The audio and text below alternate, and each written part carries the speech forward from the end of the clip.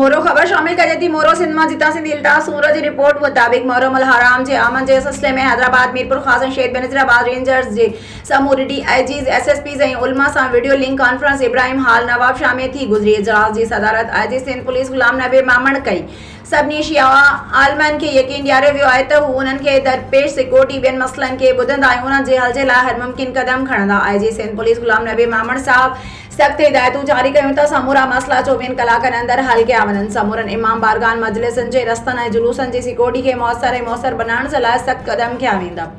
IG Sindh police Ghulam Nabi Mamon साहब चयो त समूरनि रस्तनि ऐं इमाम बारगान जी CCTV कैमराउनि जे मदद सां निगरानी कनि। हिन वधीक हिदायत कई त असेंबली जे रस्तनि ते धरणा हया वञनि, सिक्योरिटी सख़्त करण जे लाइ पुलिस जो गश्त वधायो वञे। उन ॻाल्हि खे यकीनी बणायो वञे त जुलूस जे समूरनि रस्तनि तां कंहिं बि क़िस्म जा लावारिस सामान बॉक्स ऐं गैर ज़रूरी शयूं हटायूं वञनि। समूरनि ऑफिसरनि ऐं मुलाज़िमनि खे रोल कॉल ज़रिए सिक्योरिटी ऐं SOPs बाबति ब्रीफिंग ॾिनी वञे त जीअं कंहिं बि क़िस्म जी गिफ़लत खां बची सघिजे। समूरनि इमाम बारगान ऐं नंढे मजलिसनि ऐं मातमी जुलूसनि जे चौधारी इज़ाफ़ी एहलकारनि खे मुक़ररु कयो वञे। अॼु खां कॉम्बिंग ऑपरेशन शुरू कयो वेंदो। स्नैप चेकिंग खे वधायो वञे। IG सिंध पुलिस गुलाम नबी मामण साहब सख़्त हिदायतूं जारी कयूं त जुलूस जे समूरनि रस्तनि ते BD क्लियरेंस हासिल कई वेंदी।